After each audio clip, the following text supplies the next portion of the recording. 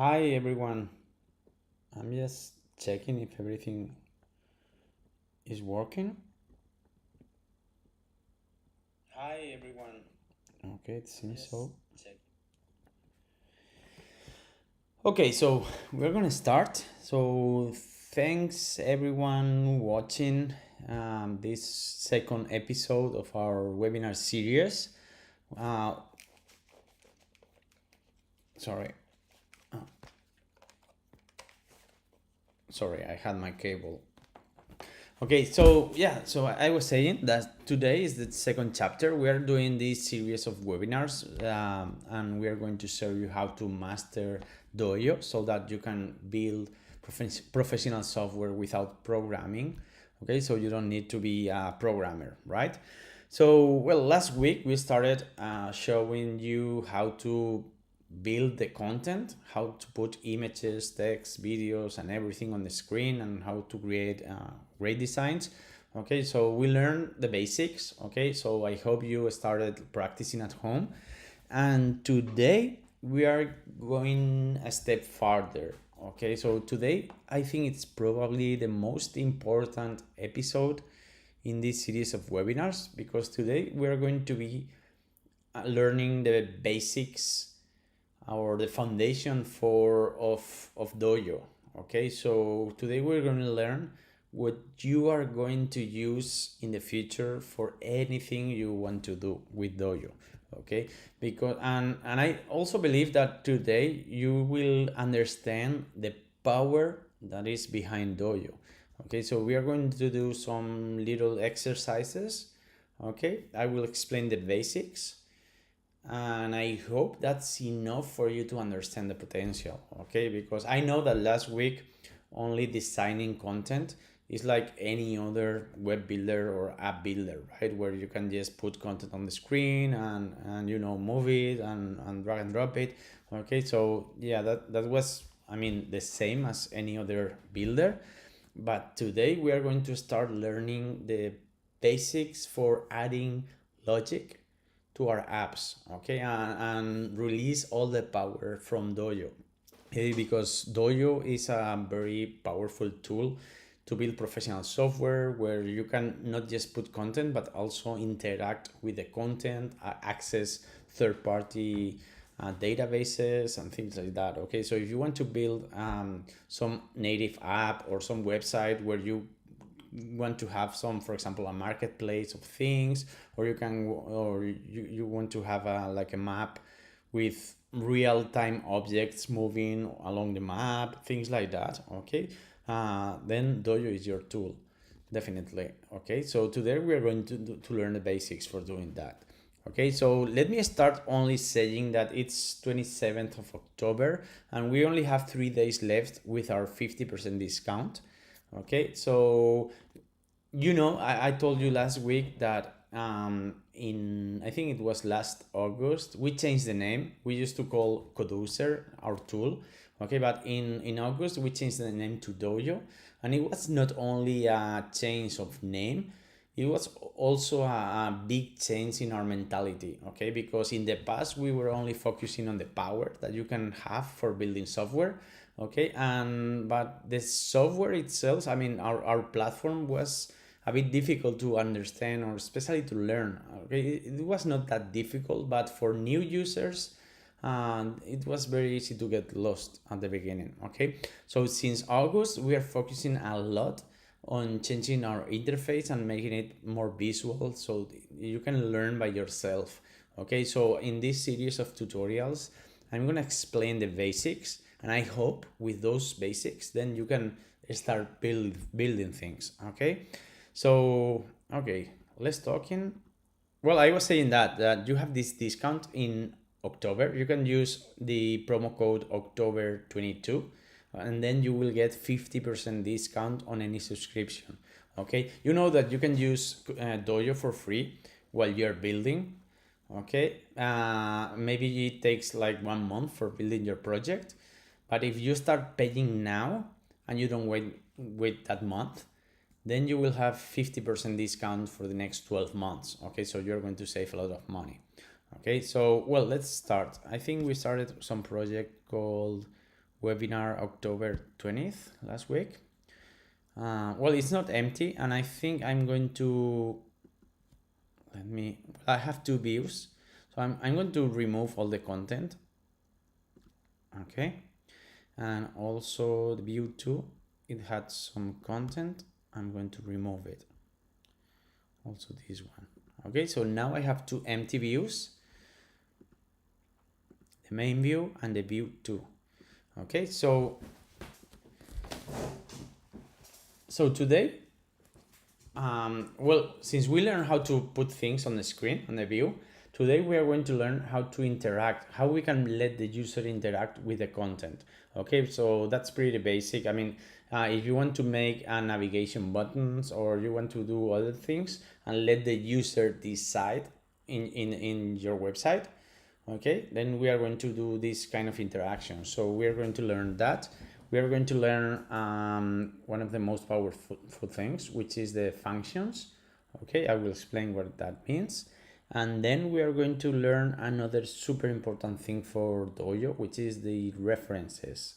Okay, so that's where you put information and you can get that information in the future.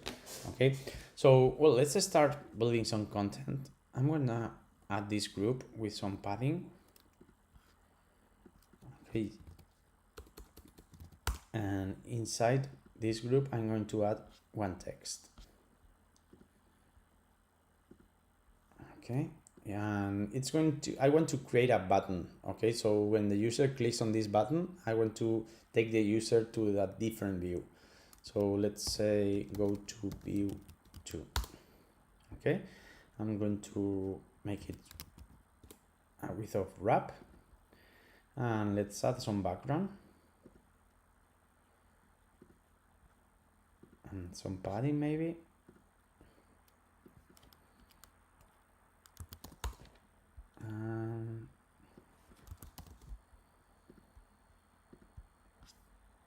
Let's make it big so that you can read it. Okay, so now we have this button that says go to view 2.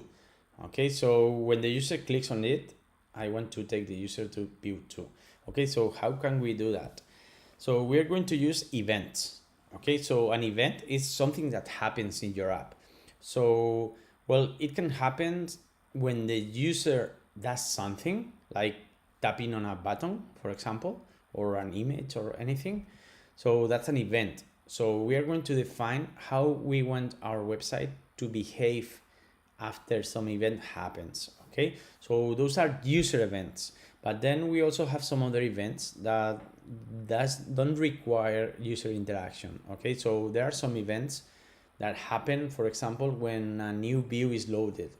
Okay, so we can react to that event. Okay, so well, we have this component, this text. Let's call it button 1, for example. Okay, so on the button 1, here you have all the properties on the features and where you can change the, the content, the colors and everything, you know that already. But below this, you see these text events. So these are the events that we can add or we can manage related to this text. Okay, so you just click on this and then you have here a timeline. Let me close this. You have a timeline of functions or actions. Okay, so here you can add all the actions you want as a response for the user event. So if the user clicks on this button, okay, normally all the events start with on. So if you see something that starts with on, that might be an event. Okay, so when the user clicks on this button, we want to add some function or some behavior here. Okay, so let's click on this plus button. And here you have a list of actions you can perform. Okay, so let me explain all of them.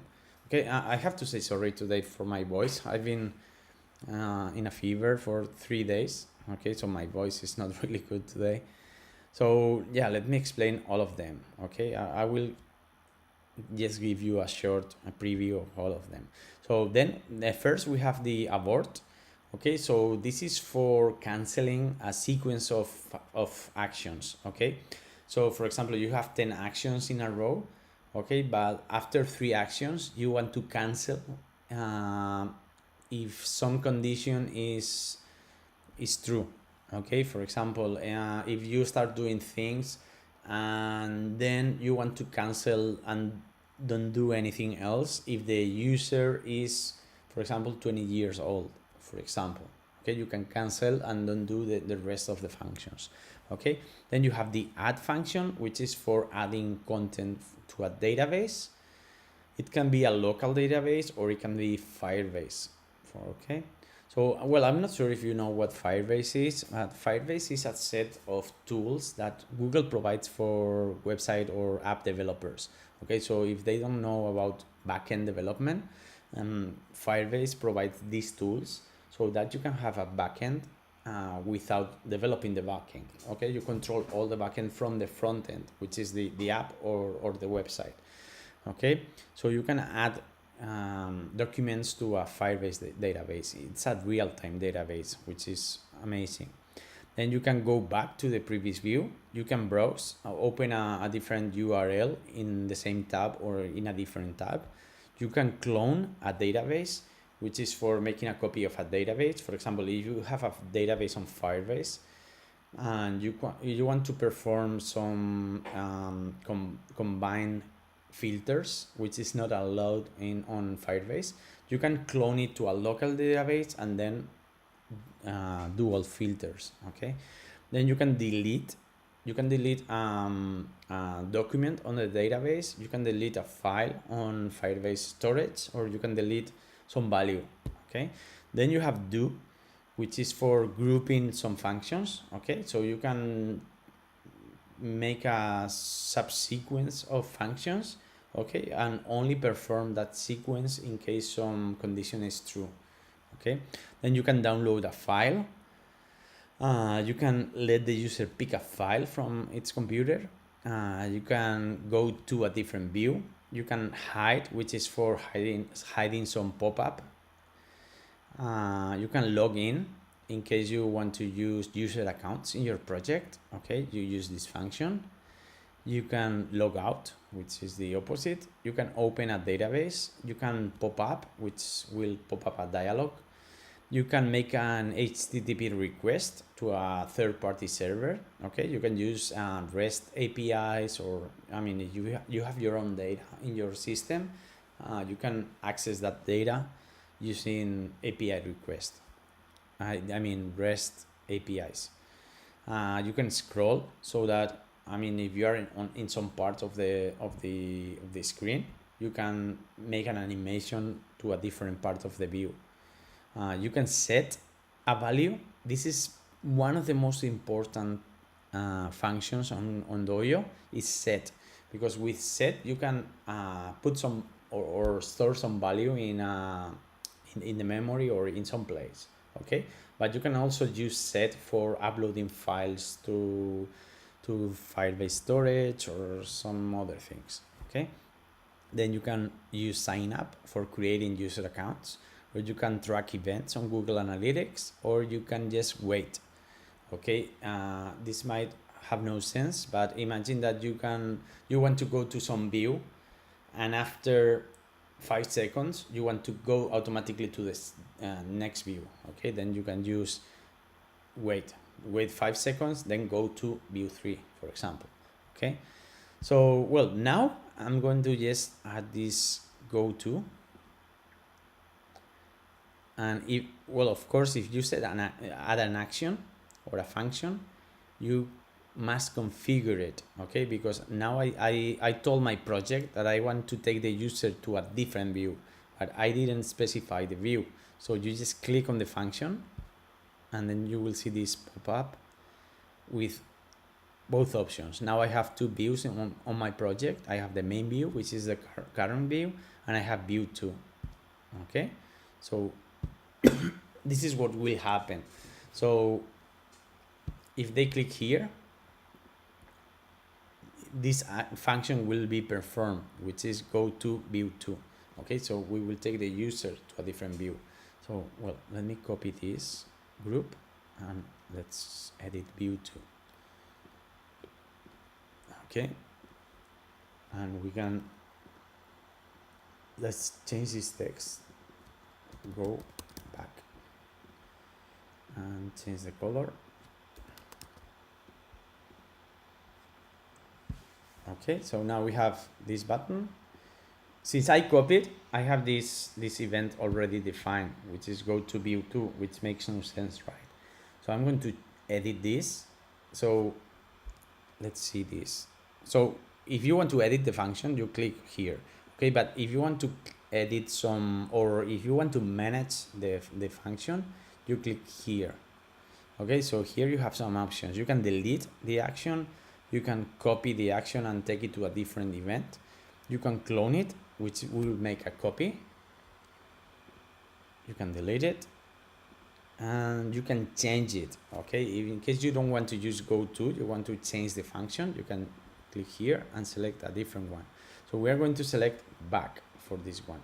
Okay, so if they are on view 2 and they click on this button, we want to take them back to the previous view. Okay, well, in case you have several functions, let's say you have a set. Okay, you can just change the order, which is also very important. It's super easy. You just drag and drop it to the new position. Okay, and well, you also have these comments. You can add comments, which means for example, set the age of the user. Imagine that. Okay, so this is only a comment for you to know in the future why you put this function here. Okay, I mean, this text won't be used for anything else. Okay, so only for you to know. If you see these quotes here, you know that there's a comment here. So if you move the mouse over, then you will get some information. So that, I mean, if you're new to this, let me tell you, if you develop some project and you stop working on the project for 2 months, and in 2 months you take the project again and you want to make some changes, if you have a lot of functions, you might not remember why you put that function there. Okay, so comments are super useful for that purpose. Okay. Okay, then we have some other things. I will explain that later. Let me remove this one. Okay, so let me publish. Okay, it's gonna take like maybe 4 or 5 minutes to generate. In the meantime, we are going to continue with the next exercise. Okay, so well, now we learn how to interact with the user with events. Okay, but what if we want to interact with the user asking for information? And what if we could use that information in the future for taking decisions, for example? Okay, so let me do this. I'm going to go to main view, and I'm going to add another component that is called input text. Okay, let me put it here and add some margin in the button. Okay, so I have this input text. Let's add some width, let's say 250 or 400. Okay, so well, I can add some label to it. Let's say enter your name. Okay, and then what happens if the user types something there? Okay, so how can we get what the user is typing and store that information in some place? Okay, so those places are called references. Okay, well, programmers call them pointers or variables. Okay, we call them references. Okay, so basically imagine that you have a closet with boxes where you can put information. Okay, so that closet it's virtual. Okay, it's only in the memory of the browser. Okay, so imagine that you have some virtual boxes where you can put information, and then in the future you can go back to that closet, get that information and use it for different things. Okay, so that's what we call references. Okay, so we can link this input component to some reference, so when the user types something, that information will be stored in that place. Okay, so let me show you. You have to add the source property. So here you will put the name of the reference. Okay, so all the references start with an @ symbol. Sorry, and you have these different types of references. Okay, so I'm not going to talk about all of them today, but from here you can access databases, you can access Firebase, you can access, information from the browser. If you are developing a mobile app, you can access information from the device, like the GPS position, things like that. Okay, so imagine that all that information is stored on references. Okay, so there's one type which is the most basic one, which is the property. Okay, sorry. So the property is the most basic type of reference. You can store some value, just a single value in a, well, not really a single value. You can store objects as well, but you can store one piece of information. Okay, and that information will only remain in memory until you leave the website. Okay, so if the user presses F5 and refreshes the website, then all the information stored on properties will be lost. Okay, then we have the cookies, which is very similar to properties, but the information will be stored. Won't be deleted. Okay, if you refresh the page, the information will be still there. Okay, and if the user comes tomorrow, unless they delete the cache from the browser, that information will be still there.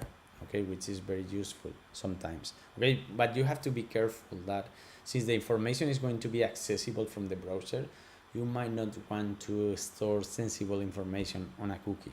Okay, so yeah, I'm going to use a property now. So you just put @property, then dot, and then the name of the property, like name. Okay, so if the user types the name, it will be stored in this property. Okay, so let me make a copy of this. Enter your, we're going to do enter your last name. Let's add some margin.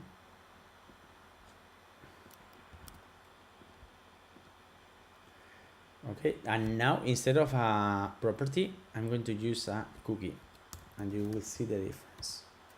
Last name. Okay,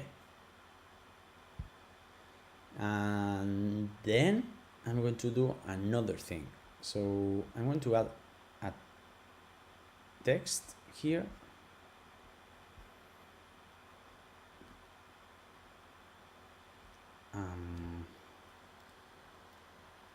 Let's add some x and some margin.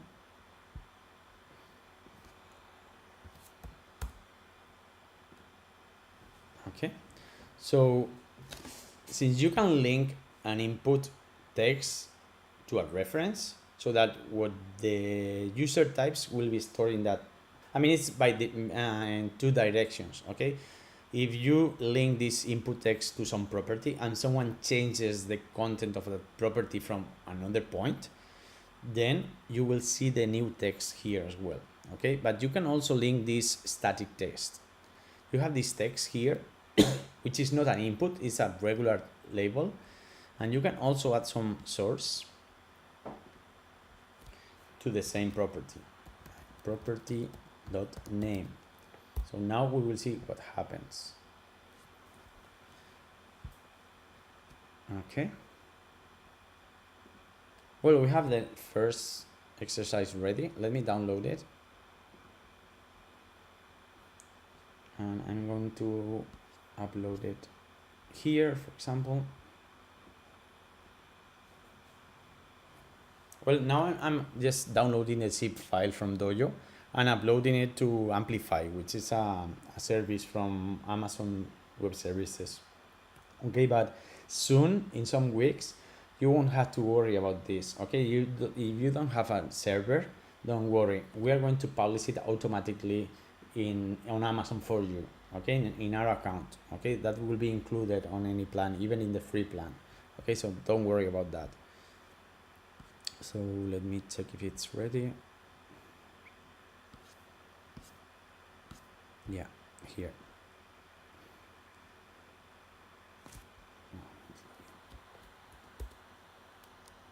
Okay.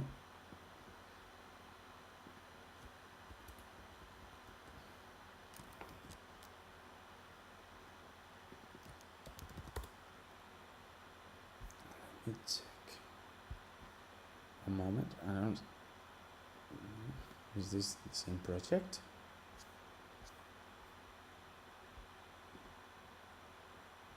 Okay. Yeah. There's something wrong here with Firebase. It's taking me to the login page, and I don't want to go to this. I don't have any. Huh?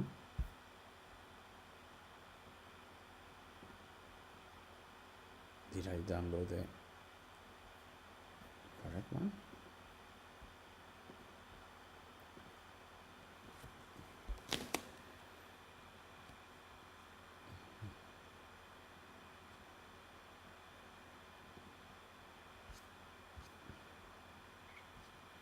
A moment.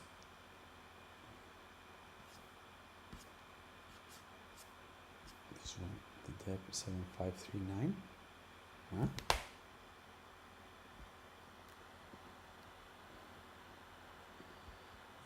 Doesn't make any sense. Ah, okay. I think I know what happens. Yeah. Okay. So see that. No. Main. I have this view as set as private. Okay, so it's taking me to the login view. I forgot. I guess last week I did some testing here. Okay, so I have to publish again. Okay, so let me finish this exercise and then I republish again. So, well, we were here on the main view. So if they click here, they will go to the other view, the view 2. So we want to show the name here and use, I mean, we want to take the value from a different view and use it here. Okay, so let me just copy, for example, this text.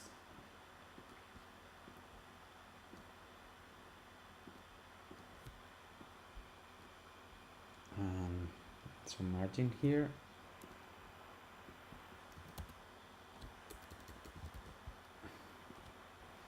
Okay, so in this text, we can use this property as a source. Okay, and I'm going to show you a different way of using the value in the property. So now I'm going to use instead of using the source, I'm going to remove it and I'm just going to use the text parameter. So here, I can write this, your last name is, and now I want to use the value inside that reference, inside the cookie.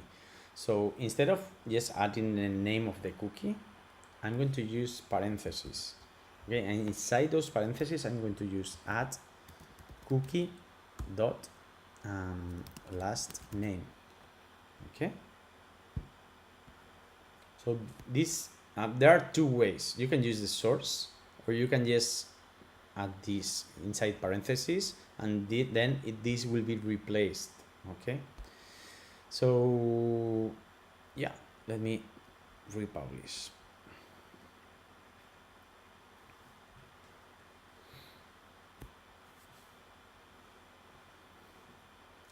And we could do even farther. Okay, so while it's publishing, it will take like 3 or 4 minutes. We are going to make it a bit more complex. We are going to go to main view, and I'm going to use a different type of input component. Okay, we have this is the list of components you can use. Okay, you can use accordions, alerts, buttons, cards, carousels, graphics, charts, checkboxes. Okay, so some of them are for asking for information to the user. So we have the checkbox, which is for letting the user check on something. We have the color picker, so that the user can pick up a color. We have the date picker, so that the user can pick a date. We have the drop down, which is let me show you. This is a drop down. Okay, so it's basically like a select, but with an icon.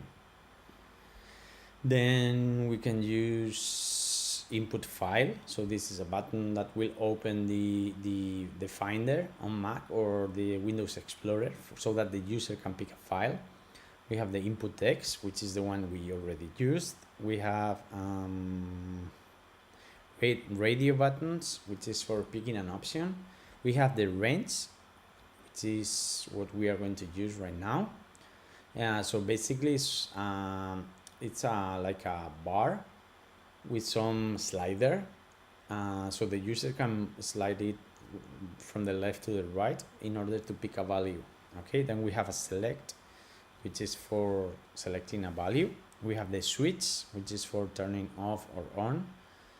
And then, well, that's it. Those are the inputs that we can use for making our forms. Okay, so I'm going to use this range.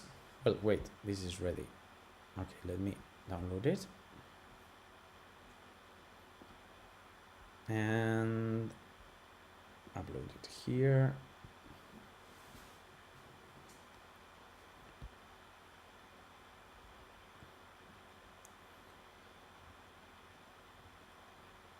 Okay, where is it?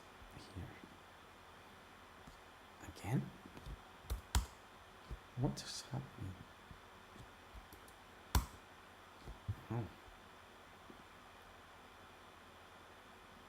Oh. Okay, I know. I have, yeah, sorry. I have this unloaded event. And I have some values. I guess this is from a different example. Okay, so maybe that was it. Private false.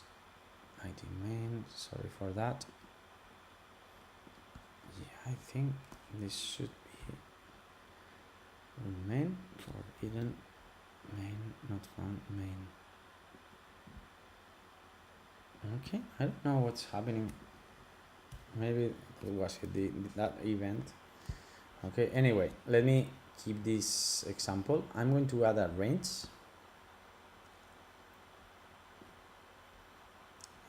Let's add some width. Let's say 400, and I'm going to put it here. Some margin.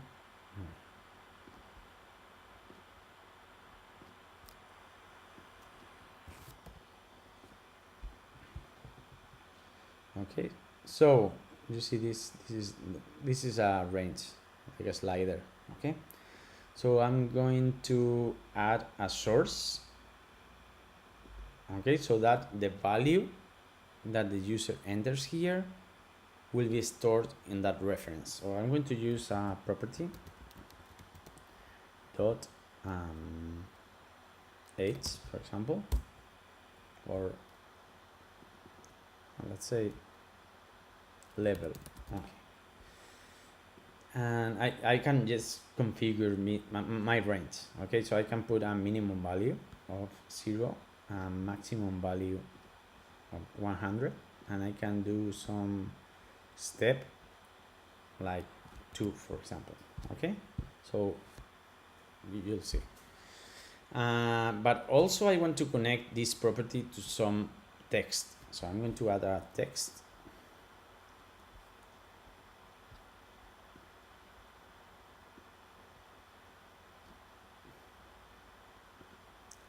And here let's use X, and I want to link to the same property, so I'm going to use source, and then add property dot level. Okay, so this text will be listening to this property. So if someone changes the value inside this property, this text will be updated. Okay, since the user is changing that property with this range, you'll see what happens. Okay, so let's publish again.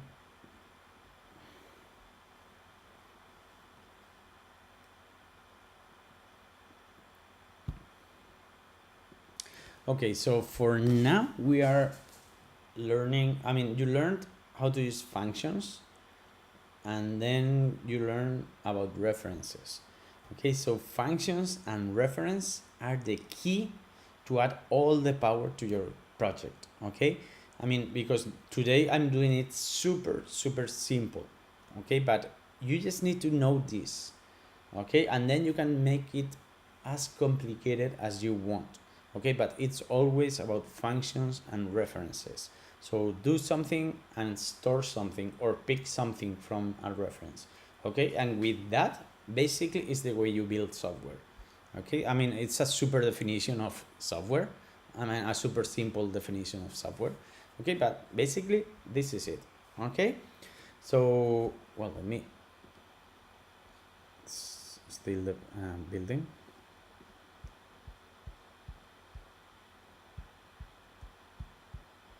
So as the last part of this example, I want to use this value to take decisions. Okay, so I'm going to build well, we have these two. Okay,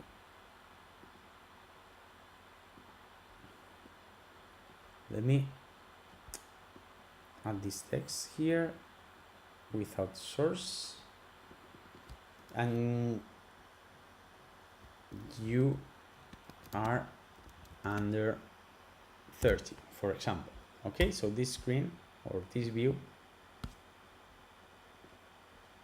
is going to be for people under 30. Okay, let's imagine that the level property is the age of the user. Well, in fact, okay, we can do that. Add a label here, select your age, for example. Okay, and well, this text, we could, instead of source, we could do this. So parentheses, add property dot level years old. Okay, and see what happens. So it will go to, instead of go to view 2, go to next view.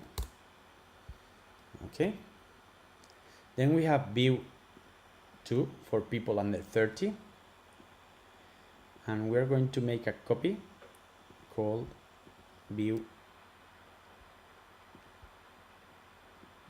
3, and let's say you are more than 30. Okay, so now we have 3 views. We have main view, we have view 2 for people under 30, and view 3 for people, well, more than 29. Okay, so people with 30 years old or more than 30 years old. Okay, so how can we make that decision? So the user is going to click only on this button, but we want to take the user to one view or another depending on the value they entered here. Okay, so how do you think we should do it? Okay, so well, in the meantime, while you think about it, I'm going to download this and try to upload it.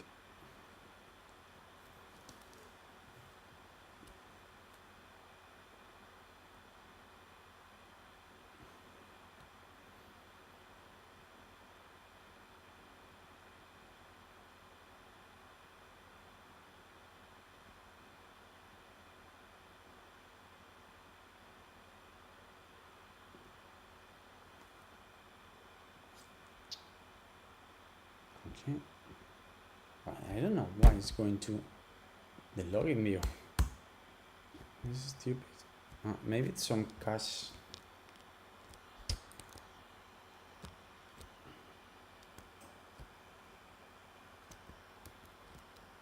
No.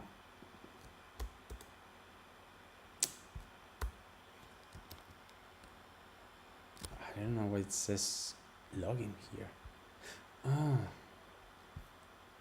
Okay, maybe I have no. Doesn't make any sense. Maybe it's some cache content. Yeah, since I had some other project here in this branch, I think it's catching some content. Yeah, in fact, it's using. Okay, let me add a different environment. Webinar. Drag and drop. Choose. Just DMB.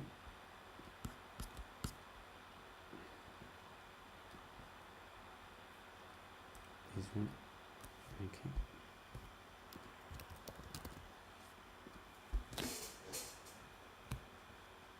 This must be some bug from Amazon. It's caching some content from a previous upload. Okay. Now, okay, this is it. So, okay, first, I think this was the second example or third example. I'm going to type my name, Iñaki, and then my last name, Roda. Okay, so remember, the first one is a property, and the second one is a cookie. So I'm going to refresh the page. And you see the cookie value is still here, but the property value has been lost. Okay, and another thing, you see that while I'm typing here, you see what is happening here on the bottom. So what I'm typing, it's being stored on the property.name. And since this text is reading the property.name, as soon as someone changes the content, this text is going to be updated. Okay, and then we have this value, remember? And changing the property.label with this range, and then this text is reading the content on that property. So if someone changes the property, then the text is updated instantly. Okay. So if now I go to view 2, you see I'm on view 2. I see the name. This is the source. And then I see your last name is Rhoda. It's replacing the reference value inside the parentheses. Okay, I can click go back and it goes back. So, okay, let's finish this example. I asked if you knew how to make a decision point. Okay, so how to go to view 2 or view 3 depending on the value or on the age of the user. So click on this text. Now go to the onClick event. So now we had this, well, we had this go to view 2, okay, but we only want to go to view 2 if the user is less than 30, okay? So how can we add that condition? So click here and you see this text that says execute only if. So we are going to add a condition, execute only if, and here what can you imagine what we must write here? Yeah, exactly, the name of the property. So if at property.label, and now we have this plus button and we have all these conditions. We have it's in or includes or is not, less than. So if it's less than 30, if the property.label or the value inside property.label is less than 30, then go to view 2. Okay, then if not, that's else. Click here and we are adding the alternative function. we could do go to view 3. Okay, you see, so we only have one function that says go to view 2 only if property.level is less than 30, else go to view 3. You can do this, you can use the else, and inside the else you can add as many functions as you want, or you could remove the else. How you can remove the else? Yeah, I think if I get rid of the last function, yeah, I don't have the else now. I could have a copy of this and then go to view 3 and add another condition. Well, I have this condition because I copied the function, but I could change, instead of less than, I could use more than 29, or I don't have more and equal. Yeah, so I should say more than 29, which is 30, 31. Okay, so I could decide both. I have both options. I can use two different functions, or I can use the else.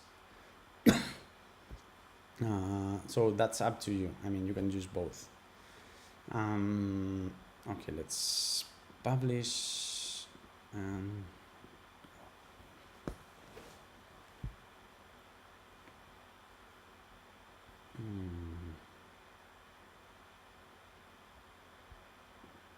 Well, here, remember, in my name is in a property and my last name is in a cookie.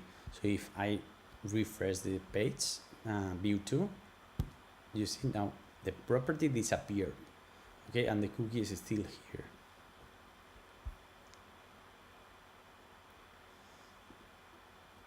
So, well, I think this is the last example.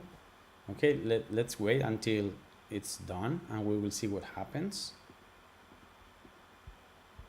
But I hope you learned and you understood everything I told you, because I made it super simple, okay, today. But I want you to understand and fully understand why I explained today, okay? Because what we learned today is the most important thing you have to learn on Doyo, okay? If you master and you understand everything we learned today, then you are going to find Doyo really easy, okay? Of course, we are going to do much more complex things in the next chapters, okay? But if you understood what we learned today, then you will find everything super easy in the future. Okay, even if it's complicated, even if we are going to access real-time databases or real-time maps or APIs or some other things, okay, or list databases, but everything is going to use the same basis: functions, events, and references. Okay, so with all that and some logical thinking, then you are going to master it and you are going to be able to create super powerful software with Doyo. Okay, you know that with Doyo you can build both mobile native apps for Android and iOS, but you can also build websites in React Native. React. Okay. In the future and the next months, I guess you will be able to do some other types of software as well, like backends or something else. So that's going to come.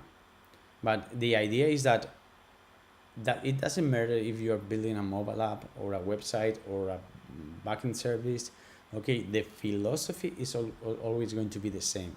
Okay, functions, references, and putting components on the screen. Okay, so this is ready.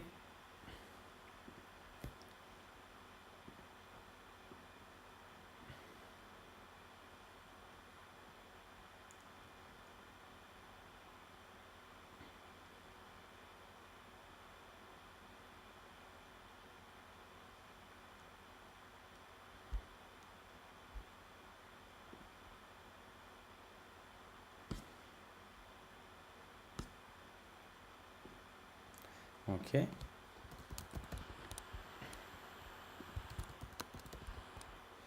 So let's see, I'm going to add my 44. So go to next view. Oh, why is this text not here? Well, I'm on view 3, you see, but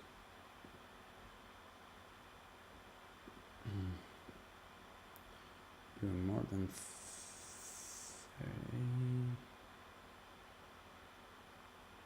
Isn't this the last version? Last name is Rhoda.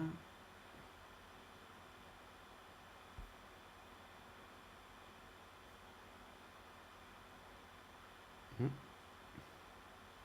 Oh, okay. Yeah, I know what is happening. You see, it's taking the same text here. That's because for some reason, when I copied the text, it kept the same ID here as here. You see? Because since I'm only doing this example, you should always pick the right ID. Okay, so for example, if this is the title, you should use view 3 title, for example. Okay, and here you should use like last name info, for example. Okay, you should always pick IDs that make sense. Okay, if you just copy components, sometimes it will take the same ID. Okay, so yeah, it's finding that since it's the same ID, it will make a confusion. Okay, and you know, so we can publish again or not. I mean, it's only because that. So let's go here, go back, and now is, well, we were on view 3, you see here. So now I'm going to select 28, for example. Go to next view, and now I'm here. You are under 30. I'm on view 2. You see? So, well, this is pretty basic, right? But this is super important for you to understand. If you understood everything as I told you that we learned today, you are going to be able to create amazing projects with Doyo. Okay, and I mean like marketplaces, online shops, delivery apps, delivery websites. I mean, you're going to create customized projects. I mean, you can create the MVP of your next startup. I mean, you are going to be able to build amazing things only with these tools that I presented today, with references, functions, and events. Okay, so that's basically all you need to know. Okay, so if you didn't understand something from today, please let us know. You should join our Discord community. Okay, here you have the link for the English or international one. Okay, yeah, that's the best way to contact us. Okay, because we're using Discord every day. This is our daily tool for communicating ourselves. Okay, so if you join our community, it's super easy to contact us and make us questions. Okay, you have some doubts, you can use Discord community to contact us. Okay, but please, if you didn't understand something today, just ask us. Okay, because if you master this, you're going to build anything you want with Doyo. Okay, so well, I think that's all for today. I don't want to make it this long. Okay, the idea for this series of webinars is having like 1 hour webinars. Okay, so we are close to 1 hour right now, so I think that was good.